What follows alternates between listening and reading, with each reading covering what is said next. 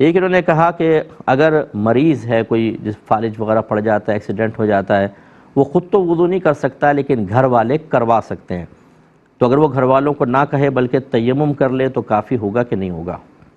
دیکھیں جب تک اصل موجود ہے نا، خلیفہ کام نہیں کرتا. جب تک یعنی یہ شخص وضو کر سکتا ہے تب تک تیمم کی طرف نہیں آ سکتا. اگر گھر والے اس کو وضو کروا سکتے ہیں تو پہلے اس کو وضو ہی کرنا ہوگا.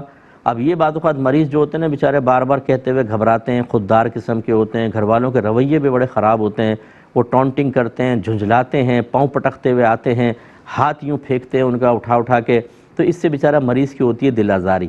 تو پھر وہ اس وجہ سے کہ اگر میں کہوں گا تو یہ وہیں سے ایک خطرناک سا زاویہ بگڑا ہوا چہرہ آئے گا اور پاؤں پٹکتے ہوئے آ کے مجھے برا بھلا کہنا شروع کر دیں گے، وہ بیچارہ تیمم کی طرف مائل ہونے پہ مجبور ہو. لیکن بہرحال اس صورت میں تیمم نہیں ہو سکتا. ایسے مریضوں سے میری گزارش ہے ڈھیڑ بن جائے اور گھر والوں کو کہیں وضو کرواؤ. ان کے لیے بھی باعث ثواب ہے جو ایسے مریضوں کی تیمارداری کرنے والے ہیں. خدا را آپ تھوڑی ہمت کریں، آج یہ آپ کے سامنے ہو سکتا ہے کہ اللہ تعالیٰ آپ کو لٹا دے، پھر کیا ہوگا؟ اس لیے خوش دلی کے ساتھ خدمت کریں. تو بہرحال وضو کرنا ہوگا اور گھر والوں کو خوش دلی کے ساتھ ان کو وضو کروانا چاہیے.